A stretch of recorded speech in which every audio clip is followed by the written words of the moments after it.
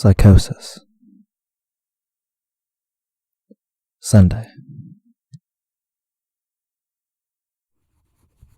I'm not sure why I'm writing this down on paper and not on my computer.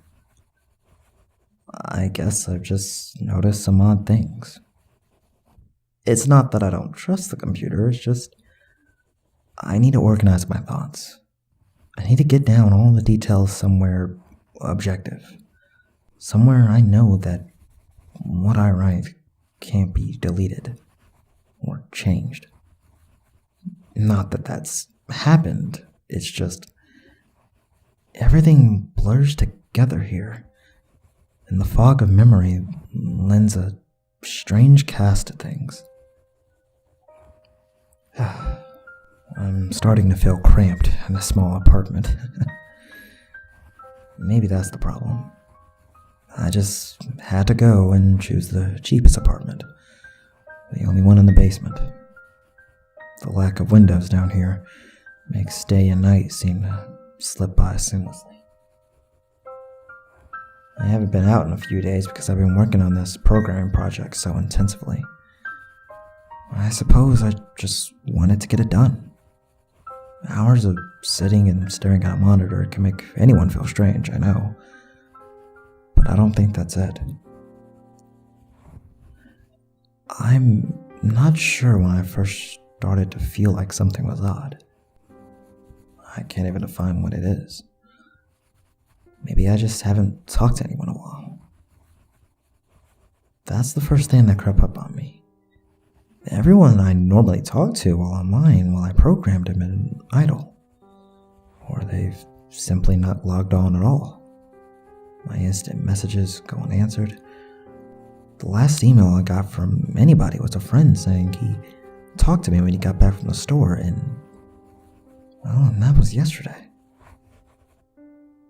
I'd called my cell phone, but reception is terrible down here.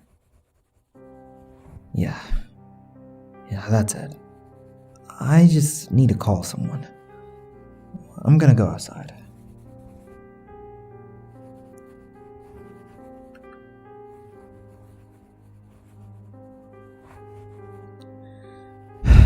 Well, that didn't work so well. As the tingle of fear fades, I'm feeling a little ridiculous for being scared at all. I looked in the mirror before I went out, but I didn't shave the 2-day stubble I've grown. I figured I was just going out for a quick cell phone call. I did change my shirt though, because it was lunchtime, and I guessed that I'd run into at least one person I knew. That didn't end up happening. I wish it did. When I went out, I opened the door to my small apartment slowly. A small feeling of apprehension had somehow already lodged itself in me, and for some undefinable reason. I had chalked it up to not having spoken to anyone but myself for a day or two.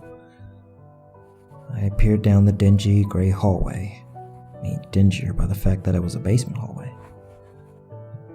On one end, a large metal door led to the building's furnace room. It was locked, of course. 2 dreary soda machines stood by it. I bought a soda from one the first day I moved in, but it had a 2-year-old expiration date. I'm fairly sure nobody knows those machines are even down here. Or my cheap landlady just doesn't care to get them restocked. I closed my door softly and walked the other direction, taking care not to make a sound. I have no idea why I chose to do that, but it was fun, giving in to the strange impulse, not wanting to break the droning hum of the soda machines, at least for the moment. I got to the stairwell and took the stairs up to the building's front door. I looked through the door's heavy, small square window and received quite the shock. It was definitely not lunchtime. City gloom hung over the dark street outside, The traffic lights at the intersection in the distance blinked yellow. Dim clouds, purple and black from the glow of the city, hung overhead. Nothing moved, save the few sidewalk trees that shifted in the wind. I remember shivering, though I wasn't cold. Maybe it was the wind outside. I could vaguely hear it through the heavy metal door, and I knew that it was that unique kind of late night wind. The kind that was constant, cold, and quiet, save for the rhythmic music it made as it passed through countless unseen tree leaves. I decided not to go outside. Instead, I lifted my phone to the door's little window and checked the signal meter. The bars filled up the meter, and I smiled. So I'm near someone else's voice, I remember thinking, relieved. It was such a strange thing to be afraid of nothing. I shook my head, laughing at myself silently. I hit speed dial for my best friend Amy's number and held the phone up to my ear. It rang once, but then it stopped. Nothing happened. I listened to silence for a good 20 seconds and then hung up. I frowned and looked at the signal meter again. Still full. I went to dial her number again, but then my phone rang in my hand, startling me. I put it up to my ear. Hello? I asked, immediately fighting down a small shock at hearing the first spoken voice in days, even if it was my own. I had gotten used to the droning hum of the building's inner workings, my computer and the soda machines in the hallway. There was no response to my greeting at first, but then, finally, a voice came. "Hey," said a clear male voice, obviously of college age like me. "Who's this?" "John," I replied, confused.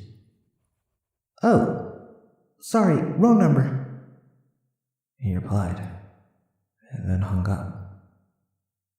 I lowered the phone slowly and leaned against the thick brick wall of the stairwell. That was strange. I looked at my received calls list, but the number was unfamiliar. Before I could think on it any further, the phone rang loudly, shocking me yet again. This time, I looked at the number before I answered. It was another unfamiliar number.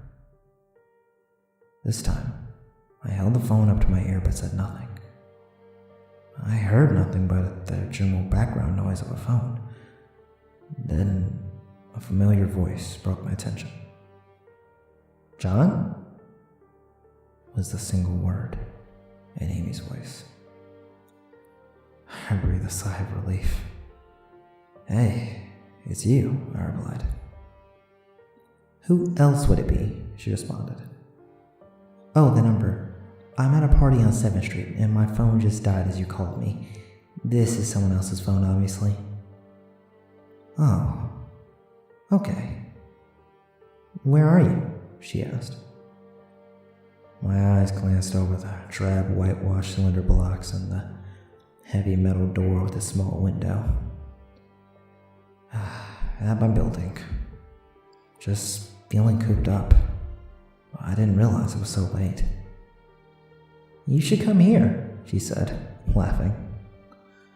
"Nah, I don't feel like looking for some strange place by myself in the middle of the night," I said, looking out of the window at the silent, windy street that secretly scared me just a tiny bit. "I think I'm just gonna keep working or go to bed."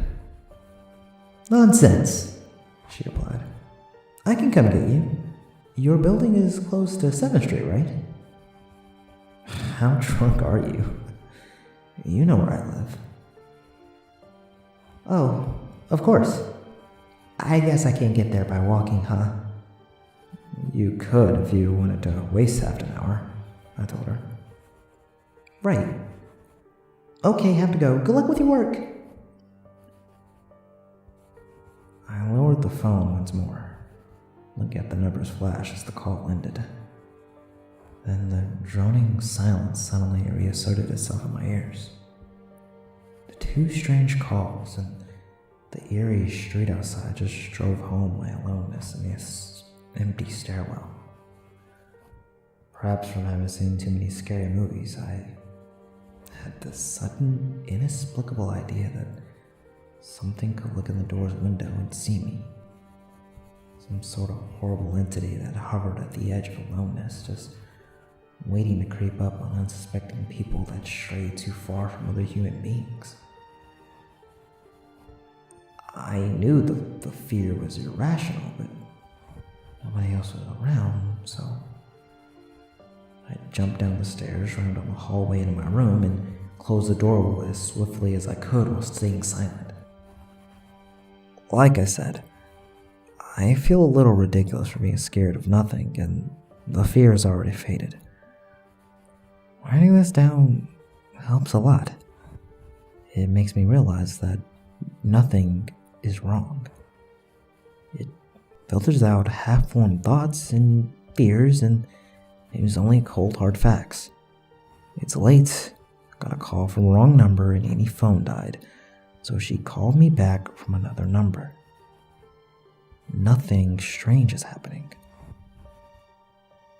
Still, there was something a little off about that conversation. I know it could have just been the alcohol she'd had, or was it even her that seemed off to me? Or was it? Yes, that was it. I didn't realize it until this moment writing these things down. I knew writing things down would help.